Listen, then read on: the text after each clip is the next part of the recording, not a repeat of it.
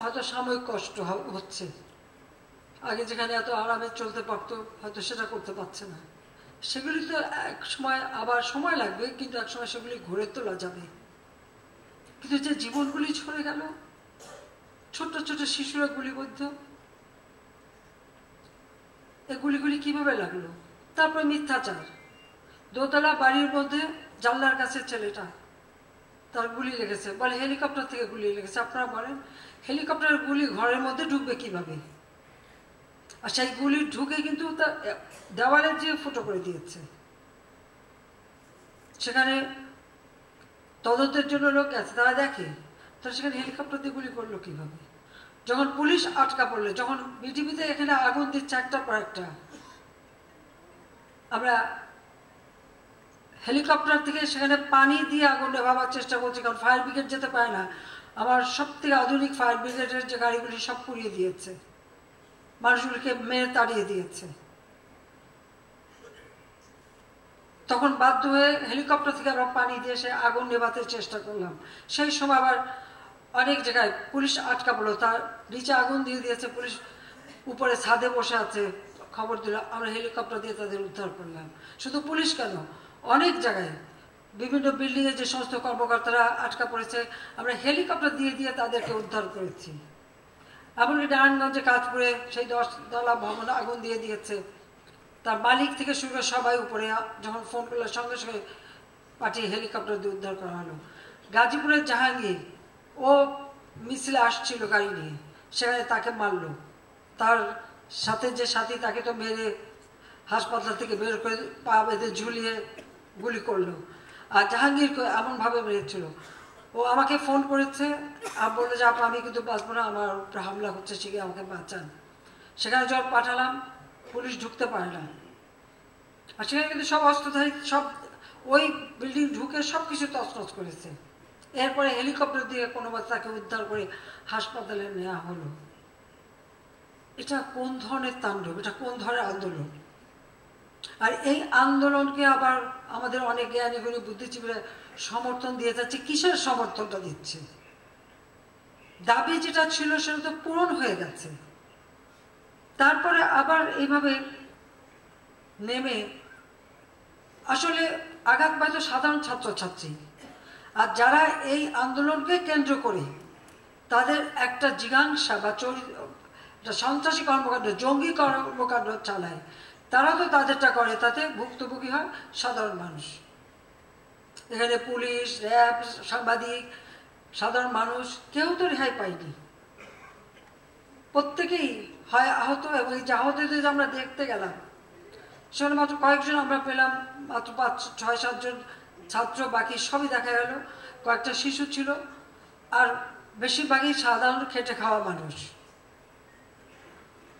কারণ ওই আঘাত পেলে মরলে সাধারণ খেটে খাওয়া মানুষগুলি তো বেশি পায়। তাদের জীবন জীবিকা কিভাবে চলবে? কেউ পরীক্ষা দিতে যাবে, হয়তো দিয়েছে, সেই রকম ছাত্র আমি 1-2 পেলাম কয়েক হাসপাতালে। আমি তো প্রত্যেকটা হাসপাতাল আমি শুরুতে যাইনি, কারণ ইনফেকশন ছিল, হয়ে যাবে সেই ভয়ে। আমাদের ডাক্তার বেগম রোকেয়া এবং আমাদের স্বাস্থ্য প্রতিমন্ত্রী, স্বাস্থ্যমন্ত্রী থেকে শুরু করে সব জায়গায়, আমাদের দলেরও যারা বিভিন্ন জায়গায় হাসপাতালে যে খোঁজ নিয়েছে, খবর নিয়েছে, যাদের প্রয়োজন ব্লাড দেওয়া, সব কিছু আমরা সমস্ত চিকিৎসা সব ব্যবস্থা আমরা করেছি। কিন্তু একটা কোটার আন্দোলনের নাম দিয়ে এইভাবে একটা নাশকতা করা, এটা তো জঙ্গিবাদী কর্মকাণ্ড পরিচালনা করা। আমি আগেই সাবধান করেছিলাম, আপনাদের মনে আছে 17 তারিখে বোধহয় আমি টেলিভিশনে ভাষণ দিয়ে গার্জিয়ান, অভিভাবকদের বলেছিলাম, শিক্ষকদের বলেছিলাম, যেখানে আপনাদের সন্তানের জীবন নিয়ে ঝুঁকি আছে, আপনারা সন্তানদেরকে বেরোতে দিয়েন না। কারণ আমি তো জানি এদেশে ওই জঙ্গিবাদ, সন্ত্রাসবাদ তারা কত দূর কি করতে পারে। আমি আর তাদেরকে সতর্ক করেছি যে হাইকোর্টে অ্যাপিলেট ডিভিশন রায় দেবে, আপনারা হতাশ হবেন না। আমি তো রায়ের ব্যাপারে বলতে পারি না যে এই রায় দেবে, কিন্তু আমি তো তাদেরকে বললাম যে আমরা সরকার পক্ষ থেকে আমরা আপত্তি জানাবো না, তাদের যেটা দাবি, কারণ এটা সরকার পক্ষ থেকে আপত্তি না জানালে যেটা দাবি সেটা এসে যাবে। আমরা সেটুকু করতে পারি আইনতভাবে, যদি আমি কোর্ট কাছারি আদালত মেনে চলি। সেটা আমি বললাম যে আপনারা হতাশ হবেন না।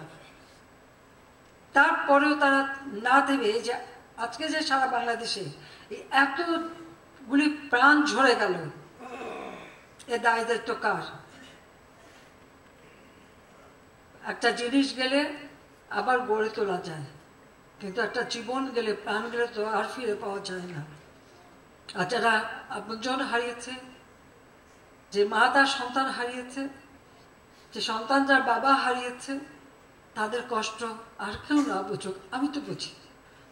কারণ আজকে এই আগস্ট মাস আমি তো সেই বাবা মা ভাই সব হারিয়ে সেই ব্যথা বিধ কষ্ট নিয়েই এই বাংলাদেশে ফিরে এসেছিলাম। নিজের ছোট ছোট বাচ্চাদের মাতৃশ্রম বঞ্চিত করে, কেন?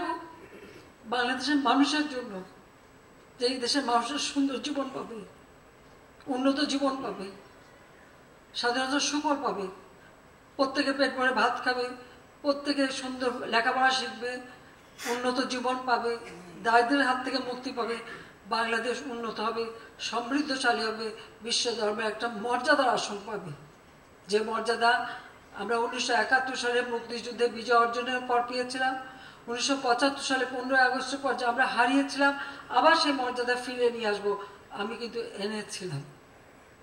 কিন্তু এনেছি। বাংলাদেশ বিশ্বে সেই মর্যাদা পেয়েছে, সেই জায়গা আমরা নিয়ে গিয়েছিলাম। আর আজকে আমরা কি দেখি? আজকে বাংলাদেশ সম্পর্কে প্রতিটি জায়গায় একটা মানে নেতিবাচক একটা মনোভাব হয়ে গেছে। এই যে এতদিন এত শ্রম দিলাম, কষ্ট দিয়ে, নিজের দিকে তো তাকাইনি, নিজের ছেলেমেয়ের জন্য কিছু করিনি, যেটুকু করেছে দেশের মানুষের জন্য, যা কিছু করেছি মানুষকে দিয়েছি। প্রতিটি মিনিট, প্রতিটি সময়, দিন রাত পরিশ্রম করেছি। কারণ আমি জানি, আমি বলতাম যে টাইম ইজ টু শর্ট, কারণ আমি জানি যে কোন সময় ঘাতক আমাকে আঘাত করতে পারে। কারণ আমি বারবার মৃত্যুর মুখোমুখি হয়েছি, কিন্তু যতক্ষণ শ্বাস ততক্ষণ মানুষের জন্য কাজ করব। সেই যে 10 বছরের ছেলে আর 8 বছরের মেয়েকে মাতৃশ্রম বঞ্চিত করে এই দেশের মানুষের আনাচে কানাচে সব ঘুরেছি, এবং প্রতিটি জায়গার উন্নতি করেছে। প্রত্যেকটা গ্রাম আজকে শহর হয়ে গেছে, প্রতি ঘরে ঘরে আজকে বিদ্যুৎ দিয়েছি, প্রতিটি মানুষের জীবনমান উন্নত করে দিয়েছি। এটা কি অপরাধ? এটা কি আমার অপরাধ ছিল? আজকে নানাভাবে জাতীয় আন্তর্জাতিকভাবে বাংলাদেশের বদনাম, আর আমি তো আছি। যখন থেকে আসছি তখন থেকেই গালি খাচ্ছি। আমি তো পড়া করিনি। আমি জানি, আমার আত্মবিশ্বাস নিয়ে, সততা নিয়ে আমি কাজ করে দেশের মানুষের ভাগ্য পরিবর্তন করেছি। এদেশের কৃষক, এদেশের শ্রমিক, এদেশের প্রতিটি মেহনতি মানুষের ভাগ্য পরিবর্তন করেছি। যখন থেকে সরকার এসে তখন থেকেই তো নানা রকম ষড়যন্ত্র। সেই 2001 সালের নির্বাচন, দেশের সম্পদ বিক্রি করার বুঝলেখা দিয়ে যারা ক্ষমতা আসলো, দেশকে আবার ধ্বংসের পথে নিয়ে গেল। একই দিনে 500 জায়গায় বোমা, 36টা, আমাদের 63টা জেলায় বোমা হামলা, আওয়ামী লীগের কত নেতা কর্মীকে মারা হলো। একেবারে 2001 থেকে 6 সারা দেশে তাণ্ডব, জঙ্গিবাদ, বাংলা ভাই ইত্যাদি করে বাংলাদেশের ভাবমূর্তি নষ্ট করলো। আবার 2013 সাল শুরু হলো অগ্নিসন্ত্রাস। সাধারণ বাসে মানুষ যায়, সেখানে আগুন দিয়ে মানুষ পুড়িয়ে দেওয়া হয়। প্রায় 3000-এর উপরে মানুষকে পুড়িয়ে মারল। আর গাড়ি, সে তো 3800-এর উপরে বাস, প্রায় 29টা রেল,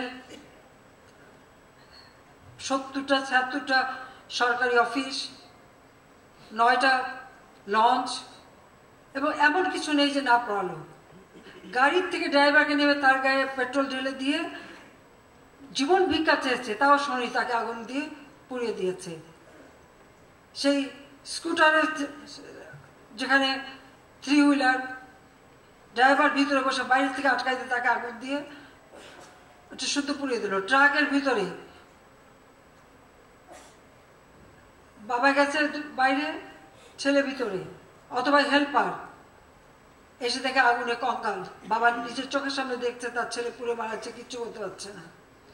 এইরকম তাণ্ডব চালালো এই বিএনপি জামাত মিলে 2013 সালে, আপনাদের নিশ্চয়ই মনে আছে। সেখান থেকে যেভাবে হোক আমরা উদ্ধার করা মানুষকে সেখান থেকে ফিরালাম। আবার 2014 500 স্কুল পুড়িয়ে দিয়েছিল, মানে ছেলে মেয়ের লেখাপড়ার দরকার নাই আর কি। কোর্টে হামলা করলো, জজের উপরে বোমা হামলা, আইনজীবীর উপরে বোমা হামলা, আইনজীবী পর্যন্ত মারা গেল। 2015-তে একই অগ্নি সন্ত্রাস, রাস্তা কেটে দিল, হাজার হাজার গাছ কাটলো। এই 13 থেকে 15 আর এই ধরনের 3225 জন মানুষই মারা গেল। এরা জীবন্ত মানুষকে পুড়িয়ে পুড়িয়ে মেরেছিল। আর এবার মানুষকে হয় গুলি নয়, এবং কিছু কিছু ঘটনা এমন ঘটেছে এগুলি আস্তে আস্তে, আমি এই জন্য আন্তর্জাতিকভাবে আমি বলেছি, আমি এখানে কারোর দাবির অপেক্ষা রাখিনি। তার আগেই আমি একজন মানে জুডিশিয়াল এনকোয়ারি কমিটি করে দিই। এখন ঘটনা যখন আরো, তখন মাত্র 6 জন মারা গিয়েছিল, এখন যখন আরো বেশি ঘটনা ঘটেছে, আমরা এখন 3 সদস্য বিশিষ্ট এই জুডিশিয়াল কমিটি গঠন করে তাদের কর্মপরিধি আরো দিয়ে, আমি চাই প্রত্যেকটা জিনিসের তদন্ত হোক, কারা এর পিছনে কি ভাবে কি ঘটনা ঘটেছে। এবং সেই জন্য আন্তর্জাতিকভাবে জাতিসংঘকে আমি আবেদন করেছি যে তারা তাদের বিশেষজ্ঞ পাঠাক, অন্য কোনো দেশ যদি চায় তারা বিশেষজ্ঞ পাঠাক। কারণ আমি চাই এই ঘটনাগুলির সুষ্ঠু তদন্ত, সে যেই দায়ী থাক তার বিরুদ্ধে ব্যবস্থা নিতে হবে, তার বিরুদ্ধে ব্যবস্থা নিতে হবে আমাদের। কারণ আমরা গড়ব আর কেউ সেখানে ভেঙে সব তাবা তাবা করে দেবে, আর আমার দেশের মানুষকে কষ্ট দেবে, দেশের মানুষ ভুক্তভোগী হবে, দেশের মানুষের ভাগ্য নিয়ে খেলা। এটাই তো আমি দেখি সব থেকে তাদের বড় জিনিস। জঙ্গি সারা বিশ্বব্যাপী কি ঘটনা ঘটিয়েছে, বাংলাদেশে হলি আর্টিজানের পরে আর একটা ঘটনা আমরা করতে দেয়নি। আমাদের গোয়েন্দা সংস্থা, আইন শৃঙ্খলা রক্ষাকারী সংস্থা থেকে সজাগ থেকেছে, তারা নিজেরা জীবন দিয়েছে, কিন্তু এই জঙ্গিবাদের হাত থেকে দেশকে রক্ষা করেছে। কিন্তু আজকে এই কোটা আন্দোলনের ছত্র ছায়ায় এরা এসে যেভাবে একটা মানে জঙ্গি সে ভয়াল দাঁত দেখালো, আপনারা একটু মনে স্মরণ করে দেখবেন, যখন এরা বসতে মিটিং করছে, আমি বললাম ঠিক আছে ছেলেমেয়েরা বসুক, আমরা তো রোদে পড়ে বৃষ্টি দেবে যে মিছিল মিটিং করে করে পোড় খেয়ে না এই পর্যন্ত এসছি। অন্তত আমি সরকার আসার পরে এদের তো সেই ধরনের কষ্ট কাউকে করতে হয় নাই। তো তারা যদি একটু রোদ্রে পড়ে একটু স্লোগান দেয়, বসে, তা বসলো, এটাতে তোমরা কিছু বলবো না। পুলিশ কত সহনশীলতা দেখিয়েছে, তারা মিছিল করে যেখানে যেতে সেখানেই তারা তাদের নিয়ে গেছে, খালি বলছে একটু তাদের নিরাপত্তা দাও তোমরা। আমরা তো সেই আমেরিকা ইউনিভার্সিটির ছাত্ররা নেমেছিল পরে, যেভাবে তাদের উপর তাদেরকে একেবারে মেয়েরে ধরে মাটিতে ফেলে অত্যাচার করে, এমনকি শিক্ষকদের পর্যন্ত পিছনে হ্যান্ডকাপ দিয়ে বেঁধে নিয়ে তারা সেই মানে আন্দোলন, ছাত্রদের আন্দোলন দমন করেছিল। আমরা তো তা করতে যাইনি, ওইভাবে আমরা শক্তি প্রয়োগ করিনি, বরং তাদের দাবিগুলি, তখন তাদের দাবিটা কি? কারণ এটা আমার করা, প্রজ্ঞাপন বাতিল হয়েছে, আমরা আপিল করেছি, সেটা আবার আমরা পেয়ে গেছি, সে আন্দোলনের ইস্যুটা আর কি থাকে। তারপরে এই যে ঘটনাগুলি ঘটল, আজকে দেশবাসীর কাছে এরা তো মিথ্যা অপবাদ চালিয়ে যাচ্ছে। আমি ক্ষমতার থেকে মানুষের জীবন নেব, সেটা তো কখনো হতে পারে না, কারণ আমি তো সবকিছু হারিয়েছি, আর আমার নিজের জীবনটাও তো আমি জানি। এরাই তো বারবার আমাকে হত্যার চেষ্টা করেছে, বারবার হত্যার চেষ্টা করেছে। এখন রাখে আল্লাহ, মারে কে? আল্লাহ বারবার আমাকে বাঁচিয়েছে। আমি সবসময় বলছি যে নিশ্চয়ই আল্লাহ কোনো কাজ আমাকে দিয়েছে, সেই কাজটুকু সম্পন্ন না হলে আল্লাহই আমাকে রক্ষা করবে। আবার সেই সাহস নিয়ে তো আমি কাজ করে গেছি। ওই রকম গ্রেনেড হামলা বা ওইরকম বিশাল বোমা, সরাসরি গুলি, এটা দেখার পরে কতজন নামতে পারে? আমি তো কখনো ভয়ও পাইনি, পরোয়া করিনি যে আমাকে এই দেশের মানুষের জন্য কাজ করতে হবে, মানুষের জীবন মান উন্নত করতে হবে। এবং আমি দাবি করতে পারি সেটা করেছি। এমনকি যেটা আমি লক্ষ্য স্থির করেছিলাম 2021 সালের মধ্যে বাংলাদেশকে একটা জায়গায় নিয়ে আসবো, আমরা বাংলাদেশকে উন্নয়নশীল দেশের মর্যাদা এনে দিয়েছি। আজকে সারা বিশ্বব্যাপী বাংলাদেশের যে ভাবমূর্তিটা মিথ্যা অপপ্রচার চালিয়ে আর এই সমস্ত জঙ্গিবাদী ঘটনা ঘটিয়ে আজকে সেই মান সম্মান সব নষ্ট করে দিচ্ছে। এটার বিচার আমি জনগণের কাছে দিচ্ছি, জনগণের দিচ্ছি। এমনভাবে পোড়ানো, সেই গাজায় যেভাবে হাসপাতালে বোমা হামলা করে ধ্বংস করা, যেভাবে শিশু হত্যা করা, মানুষ হত্যা, ঠিক সেই একই ঘটনার জন্য এখানে ঘটনা হচ্ছে। এটাই হচ্ছে সব থেকে দুর্ভাগ্যের। আজকে আমি জানি জাতির পিতা আজকে আমাদের মাঝে নেই, কিন্তু তার আদর্শ নিয়েই দেশটাকে গড়ে তুলেছিলাম। কিন্তু সেগুলি আজকে ধ্বংসস্তূপে পরিণত করে এমনকি মানুষের জীবন কেড়ে নিয়েছে। এদের বিচার একদিন হবে। এই জন্য আমি আন্তর্জাতিকভাবেই চাই যেটাকে তদন্ত হোক এবং সুষ্ঠু বিচার হোক। কারণ বারবার আমাদের উপরেই তো হামলা হয়, আমাদেরই তো লাশ পড়ে। কাজে জঙ্গিবাদ সন্ত্রাসের স্থান বাংলাদেশে হতে পারে না। আর এদের মূল শক্তি যে ওই জামাতে ইসলামী এবং শিবির, যারা একেবারে মানে অস্ত্র শস্ত্র ট্রেনিং দিয়ে তারা নামে, এই তাদেরকে আমরা এখানে ব্যান করে দেওয়া হবে। সন্ত্রাস বিরোধী যে আইন 2009, সেই আইনের 18 ধারা অনুযায়ী এদেরকে ব্যান করে দেওয়া। কারণ এদের জন্য সামাজিক এর জন্য মর্যাদা না থাকে। হ্যাঁ, এরা তো জঙ্গিবাদী হিসেবে আন্ডারগ্রাউন্ডে যে আবার ধ্বংস করার চেষ্টা করবে, কিন্তু সেখানে ওই জঙ্গি সংগঠন হিসেবে এদেরকে মোকাবেলা করা এবং মানুষকে রক্ষা করার চেষ্টা সকলকে মিলে করতে হবে। কারণ বাংলার মাটিতে জঙ্গির ঠাঁই হবে না। সেইভাবে আমাদের সবাইকে সজাগ থাকতে হবে। আমি দেশবাসীকে সেই সজাগ থাকতে চাই এবং তাদের আমি সহযোগিতা চাই। তাই আমি দেশের মানুষের সহযোগিতা চাই। আমি জানি বারবার আঘাত আসবে, আমি পরোয়া করি না। আল্লাহ জীবন দিয়েছে, একদিন দিয়ে যাবে। কিন্তু যেখানে মানুষের জন্য কল্যাণের কাজ, সে কল্যাণের কাজ আমরা করেই যাব। আজকে 1 আগস্ট, এই মাসটাই খুব কষ্টের। জাতির পিতা তার রক্ত দিয়ে রক্ত ঋণ শোধ করে যাচ্ছেন। আমরা এই 15 আগস্টের পর থেকেই,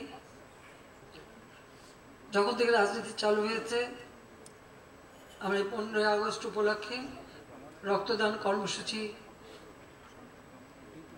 হাতে নিয়েছি এবং আমাদের এক একটা কর্মসূচিতে আমরা এক একটা আমাদের সহযোগী সংগঠনকে দায়িত্ব দিই। কৃষক লীগের উপরই দায়িত্ব। তাই 1 আগস্ট রক্তদান কর্মসূচির মধ্য দিয়ে এই শোকের মাসের কর্মসূচি আমরা পালন করি। আমি আহ্বান জানাবো আমাদের নেতাকর্মী যে যেখানে আছেন, একেবারে ইউনিয়ন পর্যায় পর্যন্ত, ইউনিয়ন, উপজেলা, জেলা, প্রতিদিন এই আগস্ট মাসে আমাদের সকল আওয়ামী লীগ এবং সহযোগী সংগঠন তাদের বিভিন্ন কর্মসূচি থাকবে। এই শোকের মাসে শুধু শোক জ্ঞাপন না, মানুষের জন্য আমাদের কাজ করতে হবে, মানুষের পাশে দাঁড়াতে হবে। কারণ সেই আহ্বানই জানাচ্ছি যে প্রত্যেকেই মাঠে থাকতে হবে, শোক দিবস পালন করতে হবে, সাথে সাথে সাধারণ মানুষের পাশে দাঁড়াতে হবে। কারণ এই আগামীতে বন্যা আসতে পারে, ঝড় আসতে পারে, আমাদের সমস্ত সিস্টেমটা তো পুড়িয়ে দিয়েছে। তারপর আমরা মানুষের পাশে আমরা দাঁড়াবো, আমরাই দাঁড়াই, আর কেউ দাঁড়ায়ও না। তাই এই শোকের মাসে মানুষের সেবা করে, মানুষের পাশে দাঁড়িয়েই জাতির পিতার যে আদর্শ লক্ষ্য সেটাই বাস্তবায়ন করতে হবে।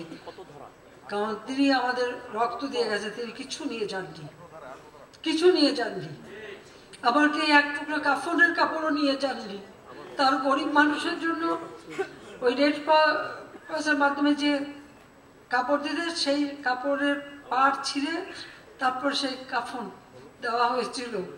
আর আমার মা ভাই তাদের কাউকে কোনো কাফন দাফন কিছুই দেওয়া হয়নি, কাজে তারা কিন্তু কিচ্ছু নিয়ে যায়নি, দিয়েই গেছে। কিন্তু যে আদর্শ নিয়ে তিনি এদের স্বাধীন করেছেন সেটাই আমরা বাস্তবায়ন করবো, এটাই আমাদের প্রতিজ্ঞা। সবাই ধন্যবাদ। জয় বাংলা, জয় বঙ্গবন্ধু। বাংলাদেশ।